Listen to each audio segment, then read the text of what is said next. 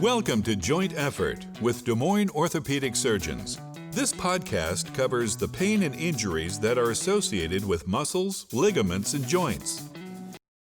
Well, welcome back to another episode of Joint Effort. I'm happy to have Pat Sullivan with us here today. He's been with Des Moines Orthopedic Surgeons for a long time. He's been a stalwart presence here and has really helped put us on the map. He does a lot of joint replacement surgeries, sports surgeries, trauma, you name it.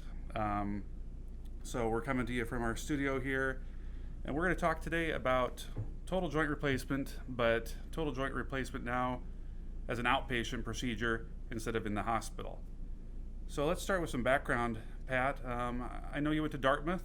I did. You played some football there and were an All-American, academic All-American, correct? Yeah, that's a long time ago. What position were you playing back then? Guard and tackle. You played both sides? No, I meant either guard or tackle on offense. So Sorry. It wasn't the... It wasn't a one platoon thing, no. Right. I was after that era. Okay, that's... Just barely. My dad was in that era. Yeah, your dad was in that era. Yeah. So then after you were at Dartmouth, where did you do your medical and residency type training? I did medical school at the University of Iowa, and then I did orthopedic training at the University of Iowa, and then I did a traveling fellowship in total joints in this country and in Europe. Is orthopedics something you always wanted to do? I really didn't know until I got in medical school. It sort of seemed appealing to me because you took care of all ages. You took care of male and female, and there was a diversity of the type of problems. And the other nicest thing about orthopedics, you'll probably agree with me on this, we get the opportunity to take somebody from a horrible position and restore them almost back to normal, which is rewarding. Sure. That's a lot of fun as opposed to managing something and making it a little better and keep doing that. Mm-hmm. You can go from night to day, and which is nice. Mm-hmm. In Europe, what were you studying? Oh, total joints. I went to Belgium, and there was a man there already doing a custom total hip. This is back in '87, and he would model the inside of the femur with this plastic polymer. He'd send it out to a truck, and they would replicate it in titanium exactly, and he'd wait a half hour for that, and they'd put it back in. Oh, wow. And I went to Switzerland and Sweden and London, and just see how the variety of total joint people were working then. Always with the idea of coming back to the Midwest? Or? Well, actually, I did it with the idea I was already going to come back and join Dr. Dick Johnson, who is one of the original members of the Hip Society. Mm-hmm. Yes, so that was already planned. And I know you're a man who likes to read a lot of books and learn a lot of things. Was there any, training, residency, medical school is very hard on the resident, but also hard on the spouses. I heard you might have wanted to go to law school immediately after residency. Is that right? Well, I said that to my wife. I'm not sure if I was serious or not, but shortly thereafter, she disabused me of the idea, so I apparently wasn't very serious. Right. One other thing before we move on to talking about outpatient joint replacements is that I also know you like to work out still. You're in really good shape. You are a pretty disciplined guy too. But I heard you have an affinity for Iowa State Fair food. Is that right? I've heard some remarkable things about your my capacity for eating. Eating prowess. Yes. Yeah. Well, usually we go to the Iowa State Fair for about 2 hours on an afternoon, and how many calories can you fit in 2 hours there? Well, not as many now, but previously I could eat for the whole 2 hours and go to every different thing. It wasn't a pretty sight, and it wasn't good for you. Thank goodness as you get older you can't do that anymore. So you think like 10,000 calories in a day there? Oh, yeah, when I was younger I could, yeah. Yeah. Okay, well. I'm not proud of it. No. And I survived it, so I'm going to. Well, at least you admitted it. Well, yeah, there you go, and so I can move on now. Can you guess who told me that? Yeah. The same person who joins me, he doesn't eat as many calories, my son. Right.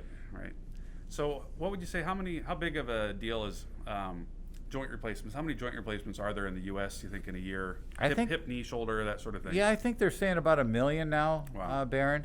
And the projections are, and these aren't based on real solid information, but just basic suggestive information. They think by 2030 that we're going to go to 4 million total joints. Wow. Which is hard to believe in 20 years. So have you seen the age of joint replacements, like the people needing them moving to a younger and younger population? Is that part of the deal? Absolutely. Yeah. Because the materials got better, the processes got better. The results got better. I mean, when I was first doing it was all these older people. We'd have them in the hospital for 2 days ahead of time for the pre-op physical. Right. We'd do the surgery, and we would rehab them in the hospital for 2 weeks. For 2 weeks in the hospital. That's unheard of nowadays. Yeah. Just today I did two who I sent home, total joints I sent home today. Okay. So what goals did orthopedic surgeons like you have in mind when you started thinking about, hey, let's try and shorten the stay, let's maybe even move it to an outpatient? Why did you even start thinking about that? Well, I think that you're always pushed to do something a little bit better, but you want to do it cautiously, because so many things that we do new in orthopedics or in medicine, you got to be careful because you can hurt people. And many new things, you know as well or better than I do, aren't around in 5 years. So every bright new idea, about 2 of them last out of 10. So you got to be cautious. The other move and push was in the last, well, you've recognized it, in the last 10, 15 years, is cost containment, both on the part of society in general and insurance companies specifically. So a lot of those things motivated and pushed. So it makes sense, but that it would cost less to have your care take place over 1 day compared to 3 days. Is it a big difference? Well, you and I both know, having helped manage the hospital system here, that the cost for an extra day isn't all that much, but in terms of what you save by negotiating for prosthetic prices, for supplies and those type of things, which we've done in our management association with the hospital, saves the hospital a great deal of money. And now I've had quite a good experience with outpatient joint replacements too, and the patient experience is different too. Can you describe the patient experience for an outpatient? Meaning, and let's go back to define that. I guess outpatient can be same day surgery where you go home after your hip or knee replacement on the same day. It can be overnight and you go home early the next day too. But as opposed to a traditional hospital stay, what can you say is the patient experience for an outpatient procedure? I think initially you saw it too as you first started doing it, because you started on a procedure first here, the direct anterior, and I think I did it after you did it shortly thereafter. And you and I both know that that gives you the benefit of a quicker recovery, less discomfort, less bleeding, so that makes them more of a candidate to go home. I think the biggest thing to overcome that I've seen since the beginning, where we kept them 2 days ahead of time, kept them 2 weeks afterwards, is every new change is more of an educational process of the patient, because they know what to expect. If you're doing 1 million total joints a year, everybody talks about it, so they know what their neighbor did. So when you're switching to something else, there's always a healthy skepticism. I think the first wave of adapters, when you get the first group in there, you had to convince them, and then thereafter, if you get enough of them, people come in and start asking you for it because they heard about their friends and their family and things like that. But that takes a while, as you know, a year, 2, 3, until you have enough people out there helping you educate those people. But initially, you're telling them about the advantages. Hey, look, we go home. You sleep no better in your own bed. Hospitals aren't a place to get rest, particularly in today's environment. COVID, infections of COVID or any type of infections, you'll minimize the risk of that going home rather than being in a hospital environment. And so hospitals are all comers. You might have somebody with an infected leg or a liver abscess or something in a room down the hallway. They have to be taken care of. But the surgery centers are more elective, clean environment, and that's why we think that there will be less infection risk there. Correct? Exactly. And as you know, the surgery centers now, outpatient surgery centers, have all the technical advantages of the hospital. The body exhaust systems. They have the filtrations of the room, and you have all the antibiotics. You have everything you need in the hospital, and all the things you don't need you avoid. In other words, cross-contamination with other patients that obviously have to be taken care of, but in an environment that's sort of conducive to infections and breeding superbugs. So now is every patient you see a candidate for a outpatient joint replacement, or do some still need to do a traditional hospital stay? Traditional. I suspect you're running into the same thing in your practice.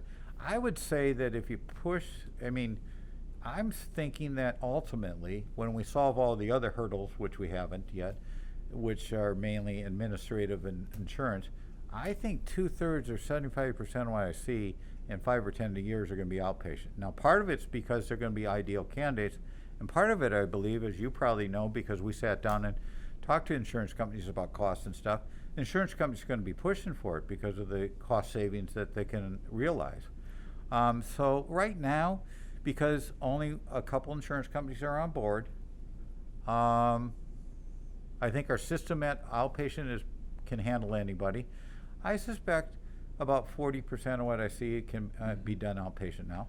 You were talking about monetary savings for insurance companies, Yeah. but I think our goal for sure that we've talked about is also saving for the patient eventually. It would be nice to be able to get some of the savings back, not only to the insurance company, but back to the patient in the form of maybe a reduced copay or something like that for going to outpatient, because we are saving the insurance company a lot of money, but it would be nice to have the patients realize that savings too. You're exactly right, and we already recognize that with the co-insurance. If you reduce the insurance bill, because co means they're paying part of it, you're reducing the patient's bill, and they don't dislike that at all, of course. Yeah, and I think it costs something like 30% less to do, 35% less to do the case at the surgery center for insurance, I believe. It's been a long time since you and I looked at the tables, but that's my recollection too. It's not insignificant. Yeah. Now, it's insignificant to a huge insurance company on one case, but then if you really look at it, and we're really doing 1 million in this country, and we're going to 4 million, it doesn't become insignificant. Shortly thereafter is not insignificant. Right.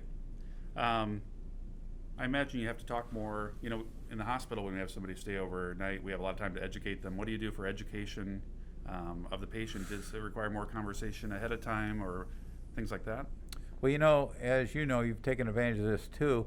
We had a joint class that we sign our people up to have the nurses who are going to take care of them on the floor explain to them the entire hospital process from beginning to end to get them educated, and that's been a great advantage. Now in the COVID era, they can't hold those, so what they've done is converted it to video, and I think we'll probably just stay on video if we get that good enough, so the patients can access it anytime they want, so they don't have to come at 5 o'clock on Thursday night. That is the plan. I've seen the video. It is okay. The plan is to go to all virtual classes for patients, which is nice to be able to access it whenever they want, or send it to their husband or wife when they want to. And then you talk to them in the office, of course, and then my staff will talk to them, and then they'll call back and talk to my nurse or PA about this question or that question, and if they missed it the first or second time. So can you walk me through maybe what the total joint experience is at our outpatient surgery center for, let's say, just a hip replacement? Sure. Starting even with your appointment, when you tell the patient they might benefit from this. See the patient. You obviously maximize conservative measures when those aren't useful to the patient anymore, and they have appropriate lack of medical conditions, meaning you could have it outpatient if you have a few medical conditions, controlled hypertension, controlled adult onset diabetes. As long as those are controlled, fine, you're still a candidate for there. And then you tell them what their options are. You can have it in the hospital, you can have it outpatient. What are the advantages and disadvantages if they haven't heard of it? And nowadays, they don't even look to it. They look to you to tell them which was probably the easiest and best. And so the education's gotten easier and easier because they're more accepting of it. And then they'll be called beforehand by the supervisor over there, tell them what to expect the day of surgery. If you have a knee, you'll often send it to physical therapy for a session about what you're going to do afterwards. And even hip, and then we get them fitted with crutches and stuff ahead of time because you come into the outpatient surgery just to have the surgery. So then you arrive the day of the surgery, we get you ready like any other surgical patient, except in COVID's era, we're all testing everybody for COVID to make sure no one's contaminated or sick, and we operate on someone who's sick. And then, as I said, we have all the technical things we need, a correct room, the body exhaust system, and the antibiotics, and the size of room, and all the equipment we need. We perform the same surgery here as we do at the hospital. It goes equally well. There's no delays or any additional time necessary here. I think you found the same thing, haven't you? Oh yeah. Same amount of time here. Mm-hmm. And then afterwards, we'll put them in step down the first post-op period, and they'll be there half hour to an hour till they wake up and are alert. Then they go to the second recovery period, or recovery room, and there we start ambulating them. Make sure they can take fluids. Don't get lightheaded or dizzy. And the total length of time between those two afterwards, I'm finding running in the hour and a half to 2 hour range. Is that your experience? Mm-hmm. Yeah. Then they go home. The next day, someone from our surgery center will call them, see how they're doing. They'll get a visit by a physical therapist to make sure they're aware of what they should be doing for their rehabilitation. And then I do these on Thursday. I see them back in my clinic on Monday to touch base with them, make sure the dressing looks okay, make sure they're doing okay, the pain medicine is working, they don't have any questions or insecurities about what's going on, and it's worked pretty well. Mm-hmm. I found that it's nice that we have 1 or 2 people at the surgery center that are contact people that meet with them, and so they get a face before surgery. They meet ahead of time, do a tour of the facility so they know which stages we're going to do and what takes an hour, what takes an hour and a half. Sometimes meet the anesthesiologist, and this is all before surgery, and then that's the same person who calls them to see how they're doing the day after surgery too. It's a nice kind of concierge way to do that. They get familiar and they feel taken care of and they feel connected. How do you think the results have been in the last couple of years of doing this at our surgery center? Well, I think, didn't we just hit 2 years doing it now, 24 months? Yep. Didn't we do that last July 2 years ago? July of 2 years ago. Yeah. I think the number of cases are growing. You and Matt and I think we're the early adapters. A couple more people followed us, and now there's even a third wave following us. I think most people who do total joints are now allowing their patients to do it. And I haven't seen a single problem with it compared to the hospital. You have your challenges. There are patients that have things that need something special, or you may have to change something. Mm-hmm. But no more so than in the hospital. And I haven't, right now, as you mentioned before, step-down units. We don't have one right now. Haven't found a problem for any of the patients we've chosen to do. Going home hasn't been a problem. Yeah, I found the same thing, that it's been very successful, high patient satisfaction rate, no more complications than you'd expect. In fact, very few complications, if any, that I've heard of. Regarding kind of hospital management and such, Des Moines orthopedic surgeons, and you especially, and Dr. Taylor with you, have been involved a lot in developing the West Hospital, Methodist West Hospital, developing a lot of partnerships with the hospital. How do you see a doctor or a surgeon involved in surgery centers, involved in a hospital management? What kind of special insights and things can a hospital that has a surgeon on board expect compared to a hospital that's not employing a surgeon for a consultant or for helping run the place? Yeah, I think there's huge advantages, both overt and hidden advantages. A surgeon should know everything about the surgery and know of the things they do in the surgery. What are the necessary steps? What are the necessary supplies? What of a given supply of the 3 varieties, which are acceptable and which are totally not acceptable? And they have a relationship with sometimes the reps, so they going back and talking to the reps and suggesting, hey, we really like yours, but there's 2 other that's just as well for the patient. In order to help the hospital out, we need you to consider some pricing changes. Enormous amount of help. The hospital can't do that. We've seen that and proven that they can't do it nearly as well. I mean, you remember Taylor got huge concessions for saving the patient, the hospital costs, so they can continue to offer the surgery to patients because they can't afford to keep doing things and losing money on things. So you kind of alluded to kind of what things look like in the future as far as expanding volumes. We talked about how anywhere from 40 to 60% maybe, or 70% of people in the future could be an outpatient and recover in their comfort of their own home. What do you envision for Des Moines orthopedic surgeons and their outpatient centers in 5 years from now, as far as what's it going to look like for patients in 5 years? I think that as we grow, and I think this will grow, both to continue to serve the patient because we've proven that they can be done as effectively, done as with the same patient satisfaction and minimal amount of complications, just like the hospital. That's going to grow because it's proven to be effective. Number 2, it's a lower cost environment, and both the patients and the hospitals and the doctors and the insurance companies are going to demand it. particularly if the forecast is true about 4 million people, the only way you can possibly afford to do that is continue to control the cost, which I think we've done better than a lot of people. Because I think that in 5 years, we'll have to grow the place, we have 2 rooms capable of doing total joints now. We'll probably have to expand to have 3 or 4. And I don't think it's inconceivable, as you said, the numbers of 60, 70%. It's not inconceivable that ultimately we'll be doing 1,500 total joints at that center. 5 years might be a stretch, but give it 3 to 8 years, I think that's truly possible. What are your thoughts? Yeah, I think that it would have been great if this would have been enacted if we were 2 years ahead of the curve, because with COVID right now, you saw what happened this spring is that things got shut down at the hospital. You have sick people with or without COVID at the hospital. We were totally shut down.